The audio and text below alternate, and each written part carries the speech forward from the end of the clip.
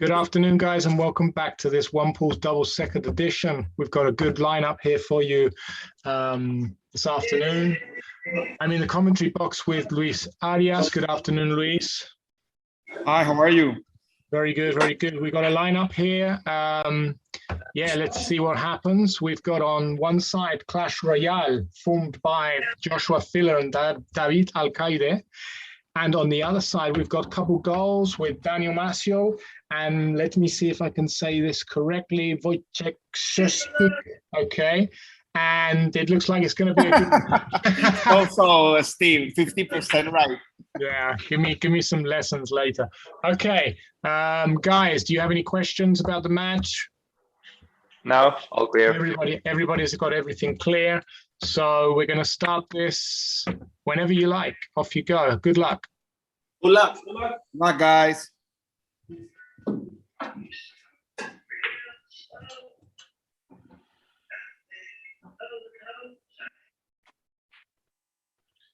Joshua and Daniel, that's right. Okay, so we've got Joshua and Daniel taking the first innings. So Luis, we're introducing just one small difference today in the matches, which is if we're going to the sixth innings needs to be played, the team with least points will play first. So you won't have a simultaneous innings. The team that has less points will play first, and then the team that has more points will have to wait for them to finish. Okay. So we saw Daniel scratch, so 0 points for him. And Joshua, I think he's playing for 15, right? That's right. He's not moved that cue ball, so he's going to take it from there.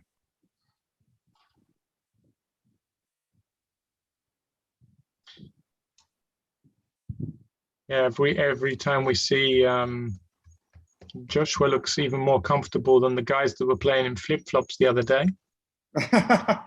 Yeah. He's really, they've been there for so long. He's like, I'm at home now.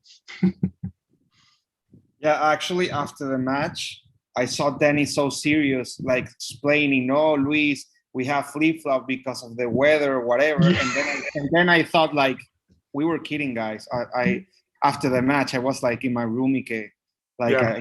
maybe I should have been like laughing more because of course I was kidding. Yeah, I'm sure they realized. At least Kafakis, it looked like he realized. So No, he knew. I mean, Dennis. Maybe Dennis thought I was being serious, but of course not. So, what's your predictions for this one? I think we're gonna go to 3 sets, but I would think Clash Royale should win the match, but in 3 sets, not 2. Okay, yeah, I'm with you on that one. I did see a very good performance from a couple goals in the earlier stages of the tournament. They came out really strong in a second set, and they were putting in 15 after 15. So we know they've got the quality to be able to run out the racks and build up the points on their scoreboard. But obviously today the pressure is on because Clash Royale obviously is a very strong team. So let's see, as we see Filler there not able to finish that first rack. So we go on to David ALCAIDE and Wojtek's turn, okay? Good afternoon to all you guys watching out there. I can see some friendly names we've got here. Good afternoon to Quique Escudero, Sergio Lagunas, Hugo Erro, Guillermo González Vallés.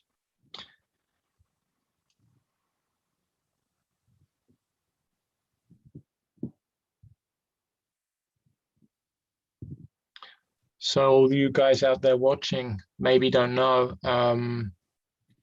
the teams that are playing from this club in Turkey is because they are all later on going to play a Temple Predator tournament in Turkey.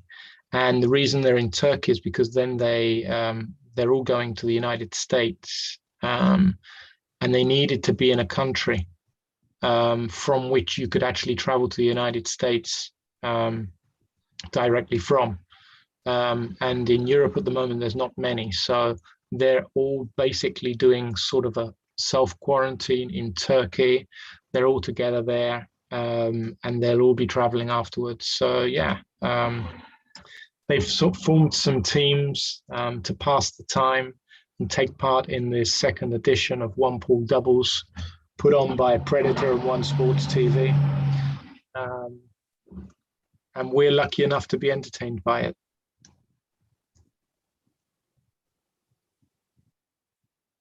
Okay, so we've got David playing for 10 points.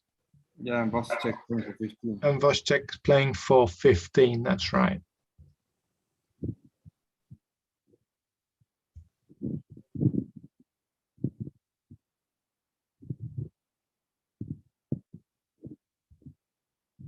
Okay, Wojtek looks like he's in good shape.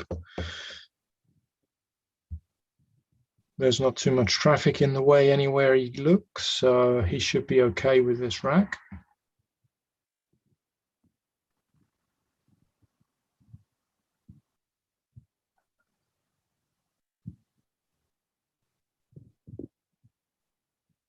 I watched last night, Luis, I watched the final of the British Open snooker that was back after, I think the last one was in 2006. And then the British Open had not been put on again until this year. And one of the players from the class of '92 took that. Mark Williams won that tournament last night. So yeah, it was great to see because he, I think they said it was 25 years after his first world ranking title. He's taken another one last night, so that's not bad going, eh? After 2.5 decades at the top of the sport.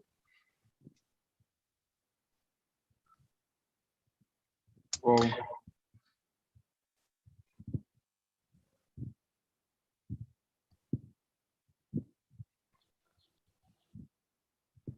okay, so 10 points. 10 points for David, yeah. As Joshua runs back to the table, he can't wait to get his rack on the board. And 15 points on the other table. Great going. Okay. Which gives us an all tied up match at the moment, going into the third innings. You know, Steve, if I visualize Hugo in the future, I think it's going to be like filler in terms of speed, like always wanting to be in the table, always playing fast. I don't know what you think. Yeah. Well, it's funny you should say that because in the last tournament we played in was a big tournament in Alicante in August, at the beginning of August.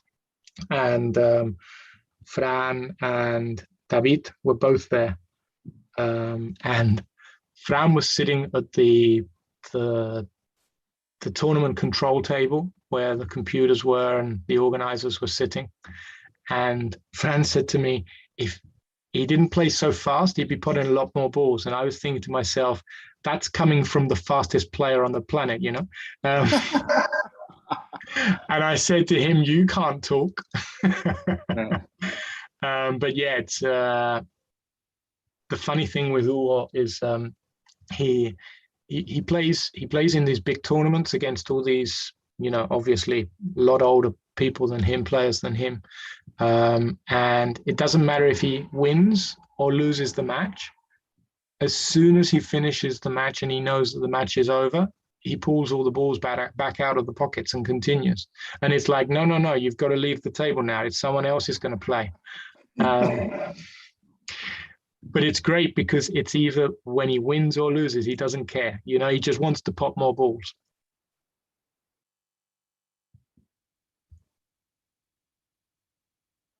And obviously, you know, Joshua's natural flair is because he started when he was really, really young, you know, apart from the fact that he's probably got a natural talent as well.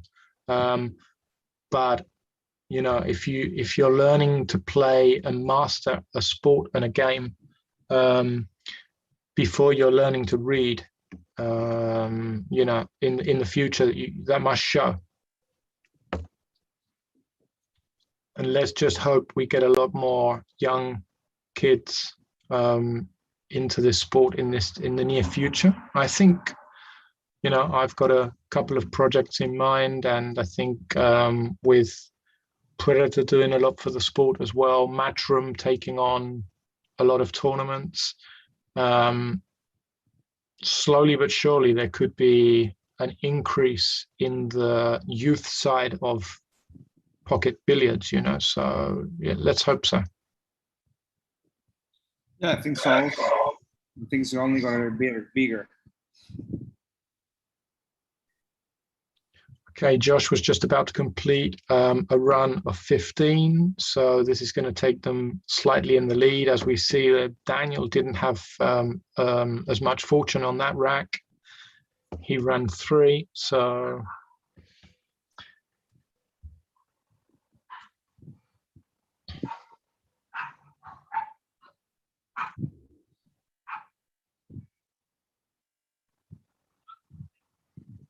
how's your new table running?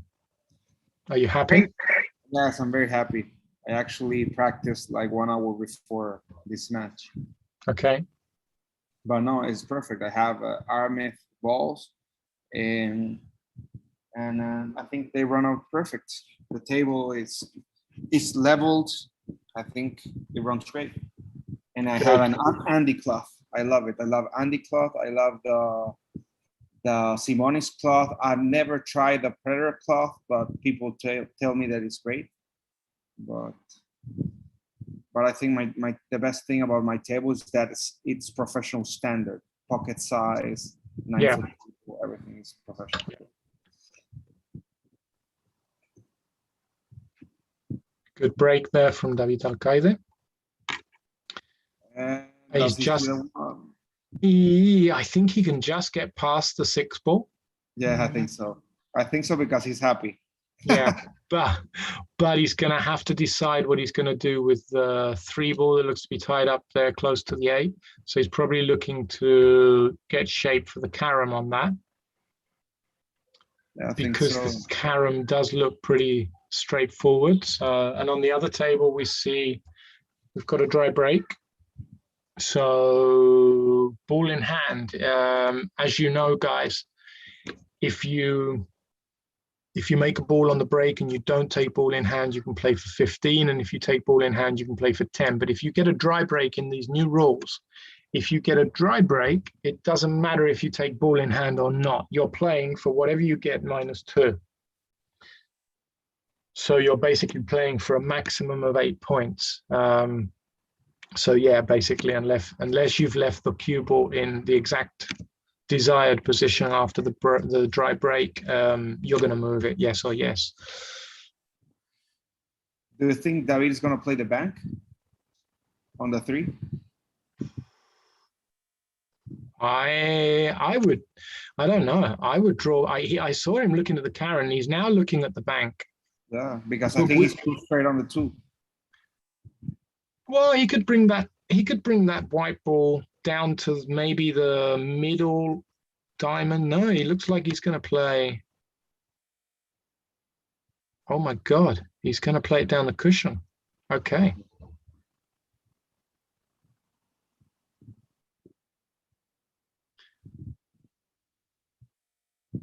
Yeah, that's confident shape. Getting shape on the 3 ball like that, you've got to be confident because you could have easily got hooked either on the 6 or the 8.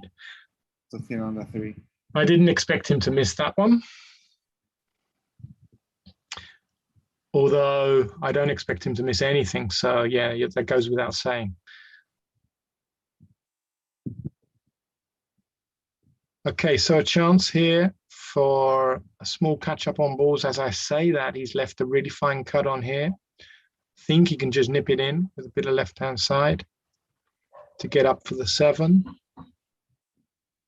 Yeah, he's okay there. Good shape, good shot. Perfect. And a nice little angle to be able to get down for the 8. So let's see if they can do a bit of catch up here. So as you can see, guys, David ALCAIDE made 3. So if Wojtek can make his 8, he'd be closing in on 5 points.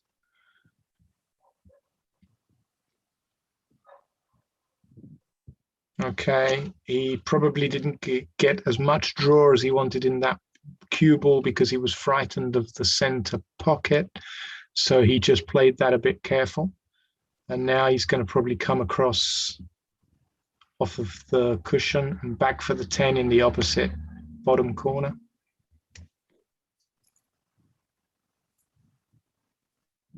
Oh. I didn't think he needed to play it that hard. Maybe once across was good enough. So he lost the opportunity there to just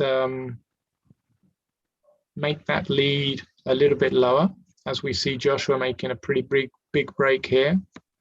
Almost scratched, but he's okay. He almost scratched.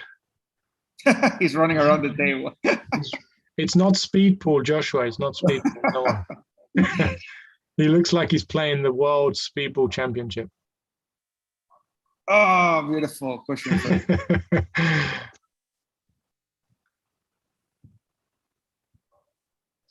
Okay, so go on. Sorry.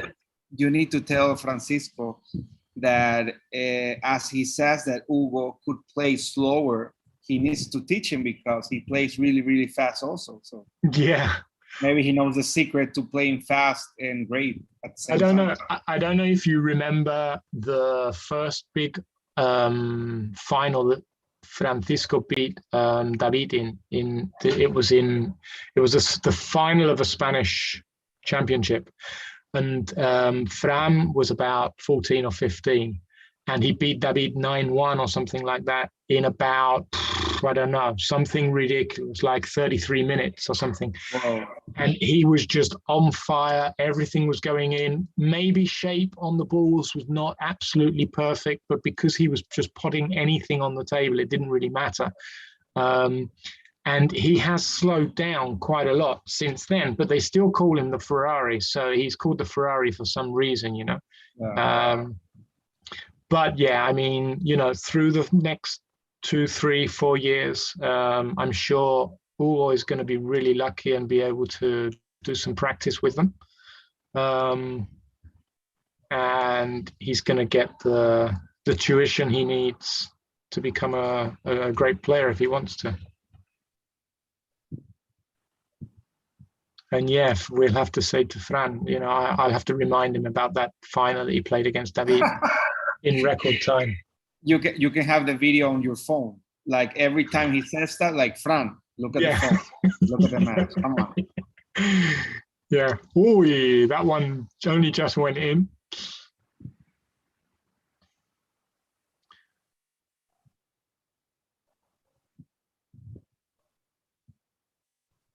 Oh. Wow.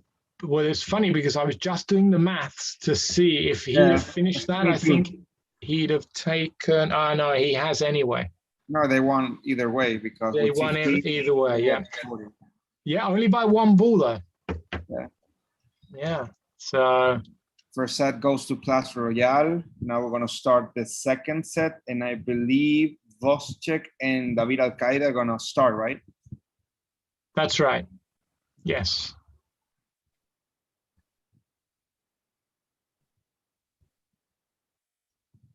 So what do you think, Luis? Do you think David and Joshua are communicating in Spanish or in English? I think English. I think English, but maybe Joshua should know about now some words in Spanish. Yeah, if he hangs out with David enough, he'll be speaking Andaluz soon.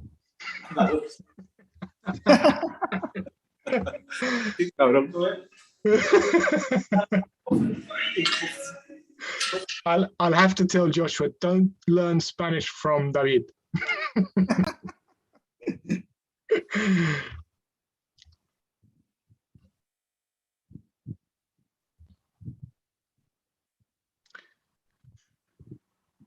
Okay, David. David's break is looking pretty good today. The white ball, the cue ball control is good.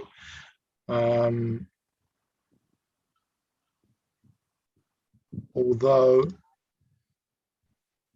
he didn't get a ball off that break. So as you can see, he's going to take ball in hand. He's going to be playing for -2 points.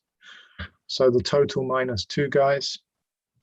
And on the other table, we're playing for 10. So first innings, second set. And a couple of goals have got it all to do. They need to get their head down, concentrate, and get a good load of points from these first innings to keep the pressure on.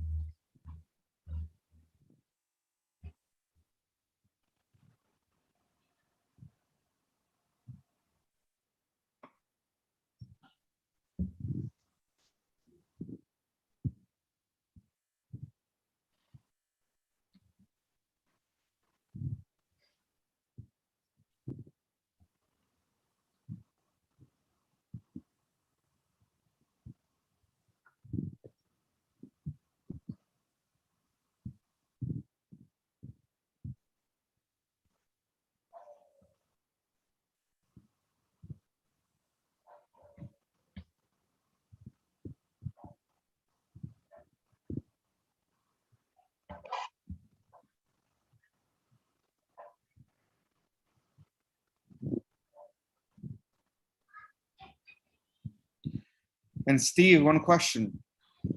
Go ahead. Have you tried a mess cube? I've tried almost all of the pool cube brands, but I think I've never tried a mess. It's funny you should say that, because lots of people say that they think it's the best material out there, and I've never tried one either. I've got a friend down my local club that uses one, and I don't think I've ever even said to him, "Hey, let me have a go." I'm so addicted to my cue that I can't even be bothered to experiment with other things, you know. But I imagine that the top of the range meth cues are pretty good to play with.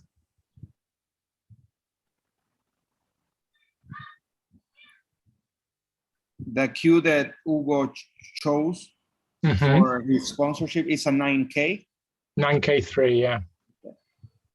A Prayer 9K. Yeah. And it plays really well. And the Revo shaft, is it 12.9 or 12.4? His is 12.9 because I didn't want to reduce, as we see there, 10 points on the other table. And we're going to go for 8 points on this one. I didn't want to reduce down to 12.4 and him say, "Hey, what's this?" So I'm going to let him continue practicing, and maybe next year I'll let him go down to a 12.4. He can try and then say, "Hey, yeah, I prefer it. I don't prefer it." But I think he needs to be able to reach the table better and actually play much more controlled shots to be able to even evaluate the possibility of which is better for him, you know. At the moment, he's not in full control of what's happening because he can't reach. Oh, we got a dry break there on Clash Royale's table. And we got a lot of traffic on the left-hand side of Daniel's table there. So he's got some work to do. He's taking ball in hand. So that's 4, 5, 6, 7, 8, 9. So he did pot a ball off the break, but he's taking ball in hand, and he's going to have to get good shape on 3 to probably be able to nudge the 10, 9, and 4 ball into potable positions. Yeah, so yeah, as I was saying, he's playing with 12.9, and I'm gonna I've reduced from 12.9 recently to 12.5, and I'm just about to change again down to 11.8 because I adapted so well to the difference between the 12.9 and the 12.5, and I'm playing better So I thought to myself, okay, I'll try 11.8, see what happens. I think Fran is playing with the 11.8 Rebo shaft. And he said it was really good. I don't know if he continued playing with it or he just tried it. I'll have to ask him, but. Well, Joshua plays with a Z that is 12.8. It's a wooden shaft, but it's also very thin. So. Yeah, 11.8. Yeah. The Z. Yeah, that's right. The Z. What do you play with? My Predator is 12.9. Okay. I rather the, and when I play with wooden shaft, the 314 is 12.75. Okay. So I rather play with a thicker shaft. Yeah. Maybe because of my style of play, and maybe because when I started to play when I was 14 years old, I played with 13 millimeters. So yeah, well, I always played with 12.9 and 12.75, and I always said, no, I'm not going to change. This is good for me. But the same happened with the glove. I always said I'm never going to wear a glove because, when I was brought up, I was brought up playing snooker, and you don't wear gloves when you play snooker. I think there's only one. I've only ever seen one professional snooker player use a glove. And when we moved to Spain from London, and there were no snooker tables here, so we had to reinvent ourselves and readapt and play pool. And I played for 10 years, no glove, and said, no, I don't think I need one of those. And then when I had a break and didn't play for a few years, we see David's just scratched into the center pocket, so he's going to get 0 points on this innings, which makes things really interesting. And when I came back to play about 5 years ago, I immediately said, I'm going to try with a glove, and now I could not take it off. So it's a bit similar to, I would never want to change from my 12.9 shaft. And as soon as I changed to 12.4, I thought, yes, this is much better. So, you got to try these things. Yeah, maybe I want to try someday to see if it fits.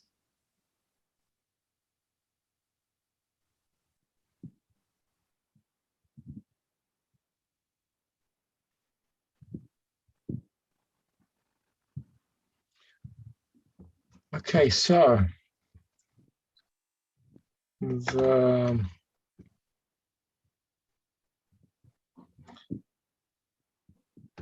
third innings, as you can see, it's 14-20, but all these points, the couple goals can get off of this innings is going to be added to their total, so they could take a pretty serious lead.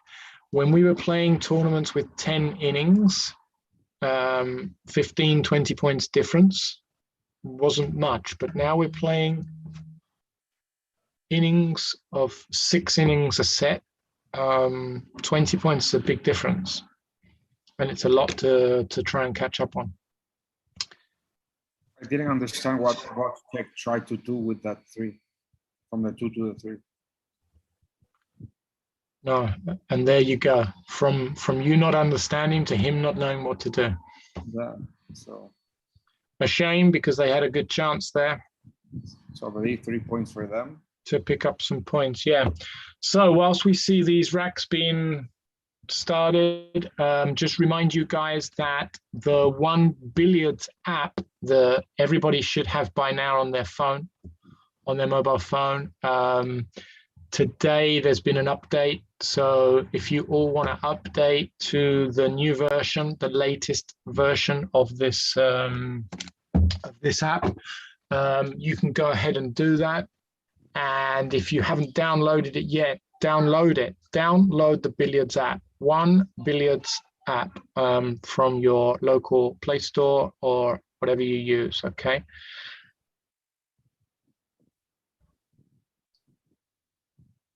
Lots of these tournaments that One Pool put on, that we see on One Sport TV, are run 85% through the app until they get to the latter stages.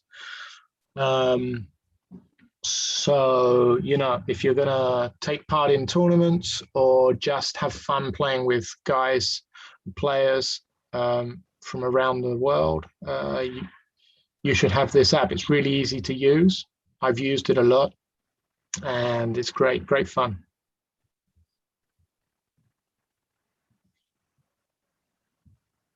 So Joshua's flying.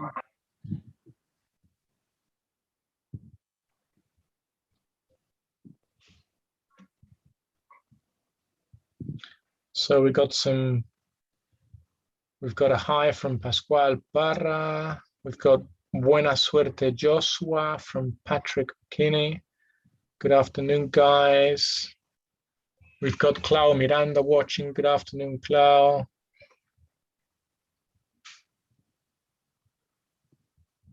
As we see Joshua just about to run 15, so 15 points for them. And with that miss, I think it takes them back into the lead.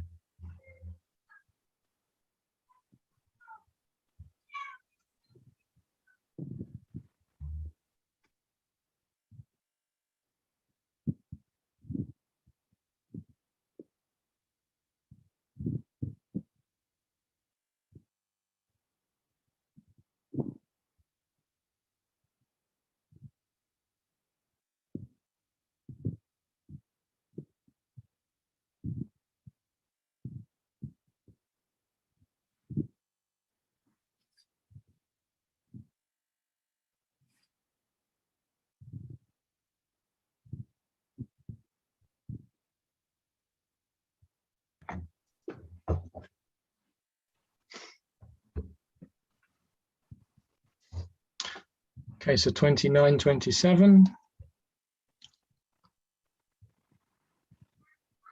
Both break simultaneously this time. And I think David can go for 15. yeah, it looks like. Yeah, he needs to get a tension line either below the 7 or on the side, and he can get to the 2. The thing is, I don't know if he sees enough of the 2 then to try something to get to the 3. He's decided to go for a safer 10 points. So both players going for 10. That's right.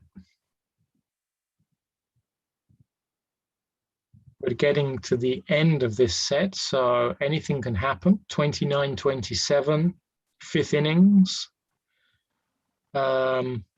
Both players on the table with the racks to be run, so getting interesting at this moment.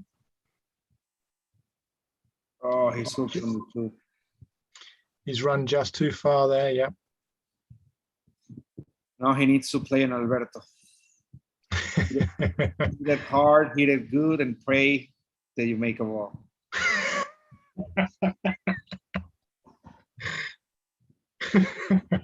Alberto does that shot at least once a match. Yeah.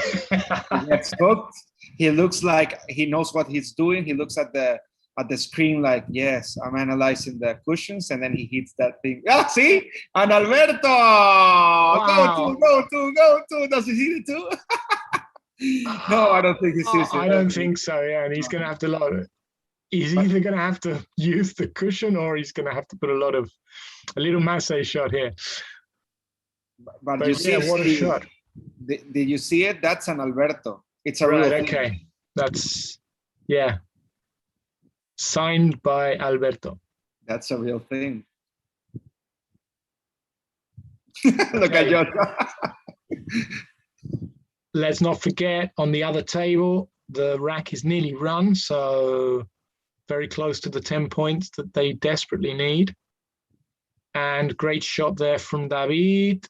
And he is, he's okay because he can see this ball, but yeah, he's going to have to play with the rest.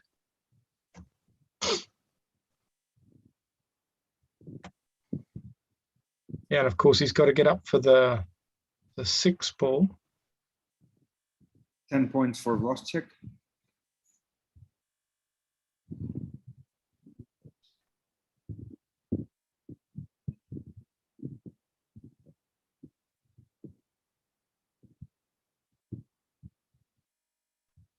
Oh, neither of the two. Missed the 3, didn't get position on the 6. So end of the rack there for David ALCAIDE. 33 points, 37, and last innings. So everything is going to be decided on this rack. Now, Filler plays first, and Daniel has to wait, I understand, yeah, Andrés? Filler juega primero y Daniel tiene que esperar. Okay, so Daniel. Daniel, you have to wait, okay? Daniel, can you hear us? No, he doesn't hear us.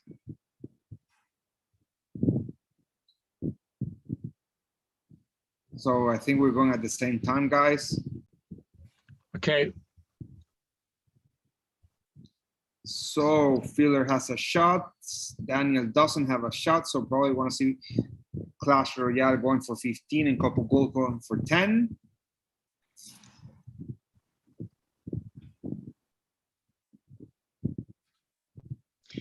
Yeah, look, Daniel's been really unfortunate because the first 2 balls of the rack are close together there, and he, even with ball in hand, he doesn't know where to put that white ball to be able to pocket the first ball. That's really unfortunate that you get that on the deciding break.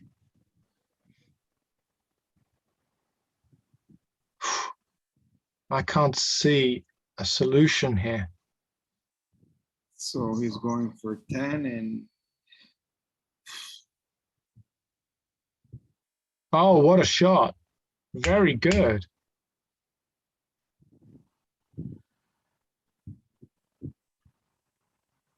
Excellent little shot there from Daniel. So he's going for his 10 points. Joshua is yet to decide if he's taking this ball from here. He knows he needs to catch up. But of course, yeah, because there's only 4 points difference. So he knows that if he gets 15, he can take the set. But there's a lot of pressure on this first ball. It's not easy. Oh, it's a great shot. Even hitting the 2, it's a great shot. So Joshua needs to finish, guys. Otherwise, that great shot on the 1 ball is worth zilts, nothing. he's okay. He's perfect on the 3.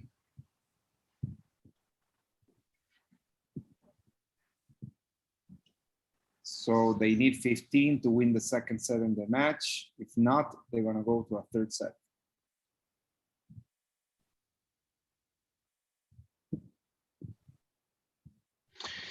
Yeah, I mean, Daniel's done his, he's done what he needed to do. He was unfortunate he couldn't play for 15, and he got an excellent starting shot using the 2 ball and the cushion to pot the 1. He couldn't do much more than what he's done, so he's just got to just sit back and wait now to see if Joshua comes unstuck here. Doesn't look like he's going to. No one would expect him to.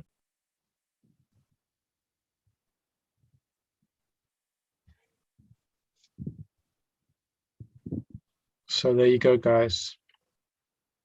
So Clash Royale, the match. Hey, the most important is my luck. okay, so guys, Clash Royale wins the match. Daniel, can you please put yourself in front of the table?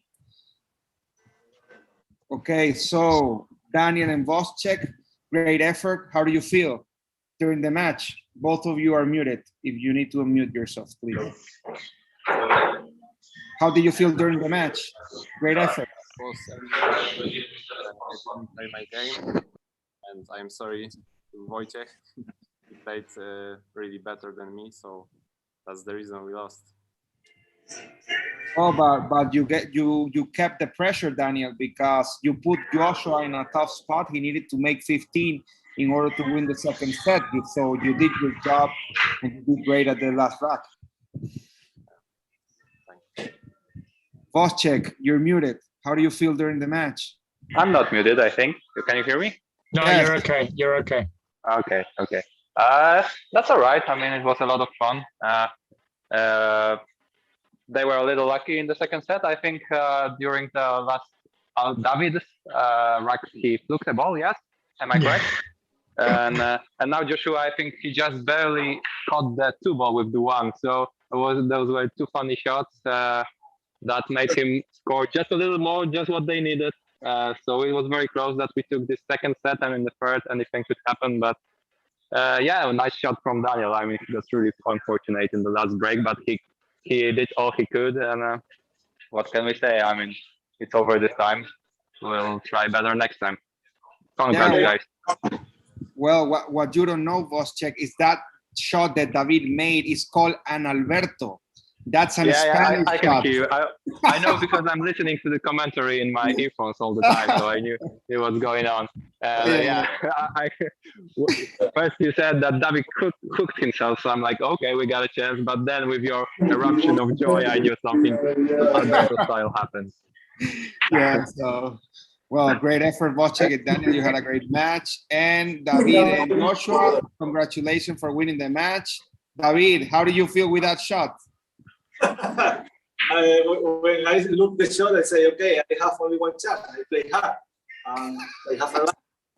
You played an Alberto. Hit it hard and hit it good, right? Yeah. My only shot, my only option. Okay, and Joshua, great shot on the 1. And that's that last rack. How do you feel? Well, obviously, it's great to win, being in the semifinal. And me and David had a lot of fun. Of course, we were lucky in the second set, but yeah, I mean, I had to took the opportunity to play for 15 points. It was a tough shot. 1 ball, I think it was makeable without touching the 2, but luckily I hit the 2 and the 1 ball still went in with a position. But in the end, just happy that we won and we move on. Okay, and I think people want to know, and we want to know, Joshua, what's the secret? What's your secret to be happy all the time? Because you're happy if you win, if you lose, if you're playing 1 pool, if you're playing regular tournaments, you're always happy. What's the secret? McDonald's? I mean, what's the secret? I think just having the luck, being professional and doing the job that I really want, which I like, and I just feel glad that I can do it with my wife also. So I think that's why. Okay, so that's the secret, guys, because it's a pleasure watching you play because you're always having fun. So congratulations, Clash Royale. Great effort, couple goals. Steve, pleasure commentating with you. I think we have here the too. next matches tomorrow, right? That's right. Congratulations to Clash Royale. Well played, couple goals, and we'll be back soon with some more great matches. Okay, from One Sports TV, One Pool. We'll see you soon. Thanks very much for watching. Bye, guys. Thank you. Bye. Bye-bye.